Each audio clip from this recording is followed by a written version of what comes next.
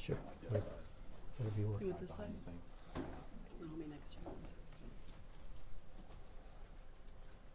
you. You guys good if I start, or you need me to wait a few seconds?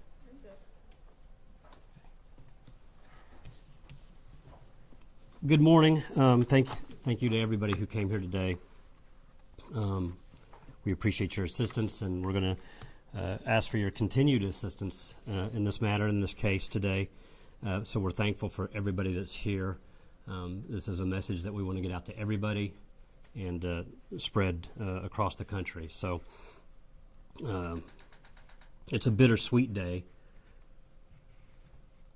Bitter because no matter what progress is made, what happens in a case, we're still dealing with the tragic death of a precious young child, and that unfortunately we can't change that. So bitter in that way, but the wheels of justice do turn, and we do make progress. And so we have information today regarding the case that we're thankful that we're able to come here with that information today and keep moving forward to answer a lot of questions and, again, to ask for your assistance. So I'm just going to, with me today, I'm Sergeant Kerry Halls, the Public Information Officer for the Sellersburg Post, Indiana State Police. With me today is Tara Coates Hunt. She's the Deputy Prosecutor with the Washington County Prosecutor's Office. Again, this is a Washington County, Indiana case, and their office will be handling it, as well as the lead detective in this case, Detective Matt Busick from the Indiana State Police here in Sellersburg. Also have Sheriff Brent Miller from the Washington County Sheriff's Department with us today, and we're just thankful for the support of everybody here. Just a brief overview on this case. April 16th of this year, 2022, a young child was found deceased in a very distinctive suitcase on Holder Road in southeast Washington County near Pekin, Indiana. Holder Road is a dead-end road. It's very isolated, not heavily traveled at all. That was back on April 16th again. At that time, when we were first notified of the child being discovered, very little information was there for our units, our detectives, our officers to work with. There were no witnesses. There were no family members. There were no acquaintances that came forward with any type of information. We only had what we had there at the scene, and that was it. We had worked almost instantaneously with the National Center for Missing and Exploited Children, and any leads from that also proved unsuccessful. No matches to any child that was listed as missing. We had thousands of tips. We did have a dedicated tip line that's still open. Thousands of tips have come in over the past months. Again, this has been approximately 6 months since April 16th on that tragic morning or evening. Thousands of tips came in.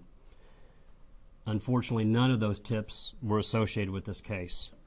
But we are very grateful for those tips that came in. We're grateful for the public's interest in this case, obviously wanting justice for this young boy. Again, at the time, we advised that it was a approximately 5-year-old black male child who was found in that suitcase with no apparent signs of trauma. But we are thankful for all those tips that came in, and we do want the public's help, obviously, and we're thankful for their attention to this case. An autopsy was performed shortly after that, and again, there was no signs of physical trauma that we could detect. The autopsy did not detect any signs of physical trauma that was readily available or seen. The autopsy listed the cause of death as electrolyte imbalance that caused a viral gastronitis. Again, I'm not a doctor, so I can't explain all that, but that was the cause of death listed on the autopsy. Also, at that time, toxicology reports did not reveal anything. There was nothing in the toxicology reports that would lead us to a cause of death. From the onset, detectives and crime scene technicians and Indiana State Police laboratory personnel utilized physical evidence in hopes of discovering, determining, and locating a suspect in this case. I want to emphasize that no crime scene evidence technologies were spared in this case, in this investigation by the Indiana State Police, including those available only through federal and outside agencies. So we utilized everything we could. Anything that was a possibility was looked into, and the department was 100% behind it. Any type of funding or anything like that that was needed, there was nothing spared in this case. As a result of physical evidence and the investigation itself, our detectives were able to identify 2 suspects in this case. And detectives were also able to identify the deceased child. On October 14th, based on information in this investigation, the Washington County Circuit Court issued 2 felony warrants, arrest warrants. One for Dawn Elaine Coleman, 40, of Shreveport, Louisiana. Another for Dewan, and I'm not sure about the pronunciation on this, Ludi Anderson. Dewan Ludi Anderson, 37, of Atlanta, Georgia, who is the mother of the deceased child. Those felony warrants were for neglect of a dependent resulting in death, a level 1 felony, as well as obstruction of justice, a level 6 felony.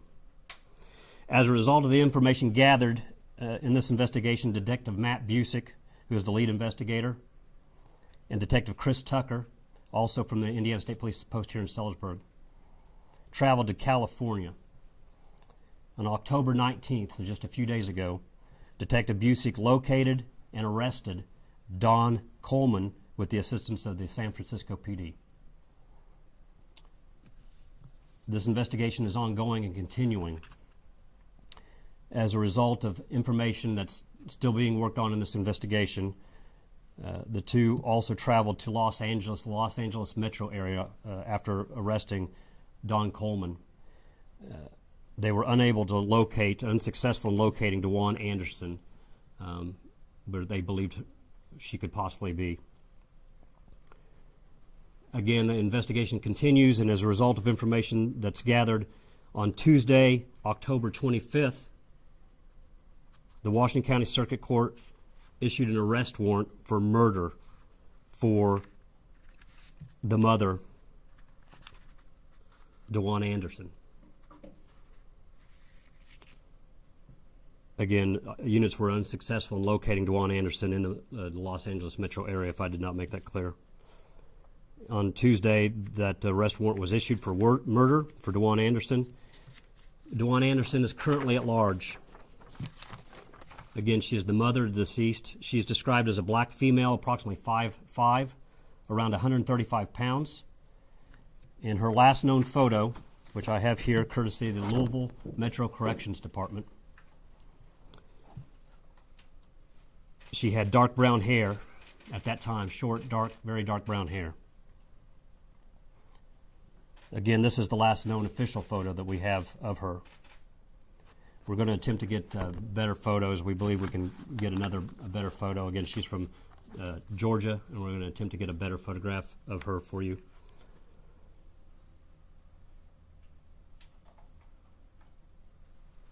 Dewan Anderson is last known to have been in the Echo Park area of Los Angeles, California. But since this investigation began, she's traveled to several locations west, including Houston, Las Vegas, Los Angeles, San Diego, and San Francisco. At this time, her whereabouts is unknown. So again, she's at large, and we're looking for the public's assistance in locating her. At this time, we can also identify, excuse me,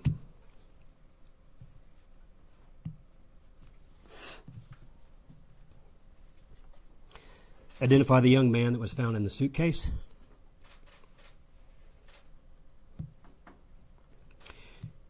He was Cairo Amar Jordan. Cairo Amar Jordan was from Atlanta, Georgia. He was 5 years old at the time of his death. And Cairo would have turned 6 this past Monday on October 24th. Again, Cairo Amar Jordan, he was 5, from Atlanta, Georgia. The Georgia the Bureau of Investigations has assisted us in this case as well, and they have made contact with his family members after we were able to get more confirmation that the boy was in fact Cairo, which this investigation has a lot of twists and turns, a lot of information. It may sound like it just moves methodically based on the information I read. So please know that this probable cause affidavit that we'll hand out has a lot of information. That's still just the tip of the iceberg. There's a lot of information in this case. So realize that we're still not going to be able to answer every in and out of this investigation, but we're giving you as much as we possibly can, and I will give you a copy of that probable cause affidavit. That probable cause affidavit is for Coleman, who again was arrested in San Francisco just a few days ago. That's all the information I have at this time. Detective Busick, would you like to make any statements as far as? No. You good? So, Ms. Coleman will be transported here to Indiana sometime within the next under 30 days. She will be here on Indiana soil to answer to those charges. Again, we need the public's help in locating the mother, DeJuan Anderson. So I've shown that photo. We'll have that photo for you to go out and hopefully a better photo. But we desperately want the public's help in finding her and bringing her to justice. This whole case is all about justice for Cairo. That's the only thing this case has ever been about. So I know there's been lots of questions and why don't we do this and why don't we do that. The investigators have a lot of information and they all have their reasons, but the main reason is the integrity of this case and so that justice is served. And so even some things that may seem obvious, that why wouldn't you do this, there are reasons why they can't. And if we have done some of those suggestions that come in from the public and from the media, it's very possible we wouldn't be standing here today. We would have nobody in handcuffs. We would have nobody in jail right now, bringing them back for a trial. So just understand that there's always a reason. We don't take, obviously, anything lightly at all. It's a very serious investigation. Again, the department's held nothing back on this investigation for our detectives to be able to do what they need to do. So, having said that, that's all the information I have at this time. We can take a few moments maybe for a few questions. Again, I'm not going to get into specifics. I've given you a lot, and I will give you the probable cause affidavit that you can look into. Can you provide the spellings? Yeah, the spelling. Sure. Again, I'll start at the beginning. The first arrest, Dawn, D-A-W-N, Elaine, E-L-A-I-N-E, Coleman, C-O-L-E-M-A-N. She was 40, from Shreveport, Louisiana. The mother and currently at large, DeJuan, D-E-J-U-A-N-E. The middle name spelling, I'm not positive on the pronunciation. The spelling is L-U-D-I-E. Last name of Anderson, common spelling A-N-D-E-R-S-O-N. 37, from Atlanta, Georgia. Cairo, Amar Jordan. C-A-I-R-O A-M-M-A-R Jordan, J-O-R-D-A-N. And he is also from Atlanta, Georgia. What's Don's relation? Excuse me? What is Don Coleman's relation We'll, to anyone? can't get into that right now as far as I don't have all the specifics that we're going to get into, but not related physically that I know of information that I Do have. they have any ties to this area at all? Was she in Metro Corrections? Is that She what was, the photo? that photo was provided by Louisville Metro Corrections. She was arrested by LMPD a few weeks prior to this case beginning. So my knowledge is they were only here temporarily. I'm sure you guys will do your due diligence and look into the background. What And was she charged with? Do you know? I don't have that information specifically in front of me. I believe it was some type of a theft charge, but I can't say that for sure. Have you spoken with Cairo's father? The Georgia, yes, detectives from this agency have spoken with family members, and we also were assisted by the Georgia Bureau of Investigations. When you arrested Dawn, what did she say about what happened? Well, we don't get into any comments about that are made, any statements, any witness statements or suspect statements. But she was arrested. She was, interviewed. as part of this investigation. But what were they doing in Washington County? Do you want to answer that? Do you have any issues with me just giving general background on that? The fact that they just generally weren't from. Yeah, they weren't from this area. They were passing through. Again, when you guys do your due diligence and investigating backgrounds, you'll probably come up with some accurate conclusions as to why they may have been in this area. That would have been about the time of the, if I correct me, that would have been somewhere around the time of the Kentucky Derby in the springtime, but I'm not positive on that. Do you know if she had any other children? I do not have any information on other siblings or family members or any children for her. So for the two charges, the obstruction of justice and the neglect of dependent resulting in a death, if convicted, what's the maximum sentence? Can you speak to that? Or would you like to speak to that at all? They're both felonies. You know, one is a level 1 felony, the other is a level 6 felony. So a level 1 felony is basically, you know, it's the most serious other than murder, which is just listed as a felony. A level 1 felony is the most severe felony. So it's, you know, I don't have the specifics right now as the maximum they could be sentenced to. Have they offered any kind of suggestion or why they left the child in a suitcase and Again, lots of information, and some information is in the probable cause affidavit. We're not going to speak to that this morning. Again, it is an ongoing investigation. We're still looking for one, but there's a lot of information that you will have access to in the probable cause affidavit. So we don't speak as an agency. It's our rule not to speak towards any statements or any motives. We don't speak to any of that. Are both of the charges for both of the individuals the first? The first two charges I listed, neglect and obstruction of justice, those charges stand for both. We have a murder warrant listed for DeJuan Anderson, the mother. Can you address at all why this has become a murder case? Again, just information that's gathered. You know, the detectives have gone through a lot of information, tons of interviews. You know, in the last few days, lots of information to comb over and specialists to work with. So, you know, as a whole, the information that they have makes our department and the prosecutor's office confident in a murder charge, and that's why that warrant's out there. Again, we have probable cause for that murder warrant. So the PC affidavit, again, has lots of information listed. You won't have the PC affidavit for Anderson because she is not in custody. That is not a public document. But the other PC affidavit has lots of information. Again, that's just kind of the tip of the iceberg. We don't put everything, a whole case, into a PC affidavit, just what's needed to establish probable cause. Was there any information that Cairo could have been in danger or that authorities had been called on his mother before for his safety or anything like that? I don't, at this time, have that information, but I don't have information that's saying that that's the case. And was he enrolled in school? I don't have that information at this time. Speak about just the importance of getting the public's help. Obviously, Right. You all relied on tips from day one. Right. And just in locating, I mean, the suspect, Right. the child's mother. Again, we had the special tip line. We asked for tips. We got thousands of tips. Unfortunately, none of them were successful. To my knowledge, Cairo, or to our knowledge, Cairo was never listed as a missing person. He was not listed as a missing child. Nobody ever reported him missing. So that would have helped, obviously, had that information been in a system someplace. So that's responsible. People who are responsible for his care and well-being have to do that. That's nothing we can control. Because parts of these crimes cross state lines and the investigation obviously cross state lines, why has the state of Indiana and Washington County made a point of adjudicating this here? That's very good question. Long story short, basically, that's where the body was located, and the way the law is written, it can stand at that location.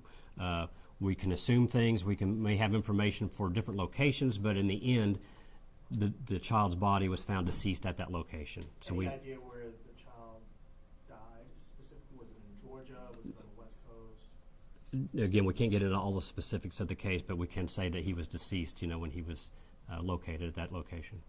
What does justice for Cairo look like for you all who have been investigating this for 6 months? I can tell that everyone's feeling emotional in this room. What does justice look like for you? Justice means bringing everybody who's responsible for this death here and having them stand and go through the system and be found, justice served through the court system. We want justice for Cairo, many, many sleepless nights for our detectives and officers involved in this. It's not just our department, it's the Washington County Sheriff's Department was the first officer on scene. The gentleman who found him, the mushroom hunter, if you recall from the original news release, who found him, the whole community came together. Many of you were there for the funeral where he was laid to rest and given a proper burial and the recognition that we could and the honor that we could for him at that time. So justice, for everybody means bringing those responsible for his death before the public to stand trial. The break in the case then was physical evidence that led first to the suspects or first to identifying Cairo? Physical evidence, and again, I won't get into the exact physical evidence, but physical evidence led to suspects, and as the investigation continues, it all kind of snowballs or expands. How difficult or easy was it to find Dawn Coleman, and where was she found exactly in San Francisco? I don't have the specific location where she was located, but our detectives, our crime scene analysts, our crime scene technicians have a lot of advanced technology and systems at their use to look in and utilize. Sometimes it's successful, sometimes it's not, but they had a lot of different technologies that they utilized. Specifically how they did that, I can't get into that, but just know that a lot of people were working on this case here, Indianapolis, all over, trying to assist in this. Are you aware that if Cairo he was in his mother's custody at the time of his death? Say that one more time. Did his mother have full custody of Cairo? I don't have specific information on the custody, legal custody, but obviously, with the charges, we know that he was with her. So, as far as who has physical, official, legal custody, I believe that could be the case, but I don't have that specific answer in front of me. How is it becoming so difficult to find the mother? What happened? You went to LA and then couldn't find her. Right. Again, sometimes it's just like anything else. Things change. They may have information that's available, and over time that information can stop. Again, we don't get into specifics of how it was done, but they obviously were able to at least attempt to track or locate after they had an identity for a certain period of time, but at a certain point that wasn't, they couldn't follow through with that anymore. It got them as close as they could. They did go to California and attempt to locate in the last known area. They were assisted by the Los Angeles Police Department there as well. Federal agencies, I need to mention that too, also assisted with this case. Not specifically at that location, to my knowledge, but throughout the case, our detectives have been in close contact with various federal agencies who have assisted. But yeah, the technologies, whatever they were at that time that they used, sometimes that's available and sometimes it's not. Sometimes things change, and something we did have is no longer a source. When speaking to the family of Cairo, did you all get any explanation why there wasn't a missing child? Yeah, I don't have information on that now, and I haven't spoken with the family, myself, so I'm sure there's reasons, but no, I don't have information as to why. Cairo remained in Indiana. I know that That's very early for me, just for anybody to say, that's not something that I would be a part of and be able to answer, in years or time future after everything's completed. That's probably a matter for the family, but I'm not the one to make that call. I know this case has been personal for you. There have been sleepless nights for yourself and for so many others in your department and for the community, anyone who's a parent really watching this. How does it feel to finally be able to take a breath and read that boy's name? Well, we're not going to take a breath other than just, we're still in full stride on this investigation. So, yes, obviously, we've been looking, like I said at the beginning, bittersweet. Nothing's going to change the fact that Cairo's not with us, but we're very thankful for the information that we do have, and we can step forward. We've wanted from the get-go to be able to say we've identified this child and we've identified suspects, and we realize it takes time, but in the whole scheme of things, 6 months later, when we started with nothing other than what was in front of us in the woods that evening, and nobody came forward with any useful information. Not anybody's fault, but nobody could provide any information. Nobody that could provide information came forward. So they went from having nothing other than what lay there in front of them to a lot of answers in 6 months' time, and that really speaks well to our Detective Busick and our detectives and our crime scene technicians, our analysts, everybody involved.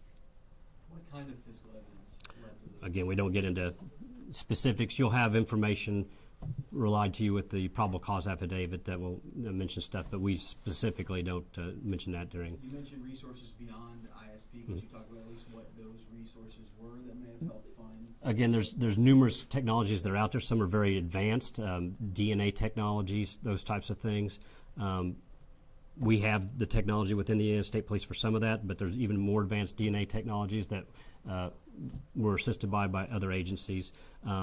Facial recognition technologies were utilized at one point by federal agencies. So again, multiple agencies assisted. Some of those have, especially the federal backing, they can do a lot of things that a state agency can't. So we were very thankful for that information and those abilities to help us.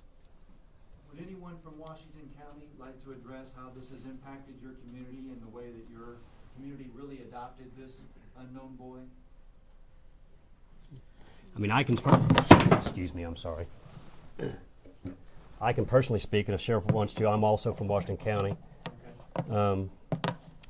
It was my pastor who led the service, the funeral service from my church. So the community really came together and it was very emotional and traumatic. We had candlelight vigils, but it's impacted the community tremendously. Why is this child here? But Sheriff, would you like to say anything? I could only echo what you've said, Gary, about that and how that's impacted the community and everybody coming together, and we appreciate, all the hours that has been spent by the Indiana State Police and other law enforcement agencies, to identify this child and to identify suspects and to get at least one of those suspects in custody at this time. And hopefully with the help of the community, we'll be able to get the other suspect, in custody in a timely manner so that we can bring them both back here to Indiana to bring some closure to this case. Is Don Coleman being cooperative, would you say, in this investigation? Again, I can't get into statements or anything like that at this time. So, again, you'll have information that's listed in the probable cause affidavit that may assist you in some of those questions. But yes, it's very traumatic. Again, I started to say earlier, a lot of sleepless nights, especially by the detectives involved. Detective Busick has spent numerous hours, and not just Detective Busick, but he is the lead investigator and has done an outstanding job. But all the detectives involved and the people involved in this case, so much information to comb over, to read through, to scan, to watch, hours upon hours. And obviously, the people at the scene, the events that they saw unfolded before them that evening. Sheriff Miller's deputy was the first on scene. Very traumatic, event for him. So it's affected the community as a whole very deeply. So I don't have any more specific comments. I think that covers what we want to say here today. So again, once we're done here, I will get the copies of the probable cause affidavit to each of you. But the number one thing at this point is we have a suspect that's at large. We have a murder warrant for DeJuan Anderson, and we need the public's help. No matter where you live, anywhere in the United States, possibly out of the country, we can use help locating her. So for Cairo, help us locate her for Cairo so justice can be served for him. Thank you. I know you did this at the beginning, but would you say and spell your name again, please? Sure. It's Sergeant Carey Hull, Careyhuls. Thank you.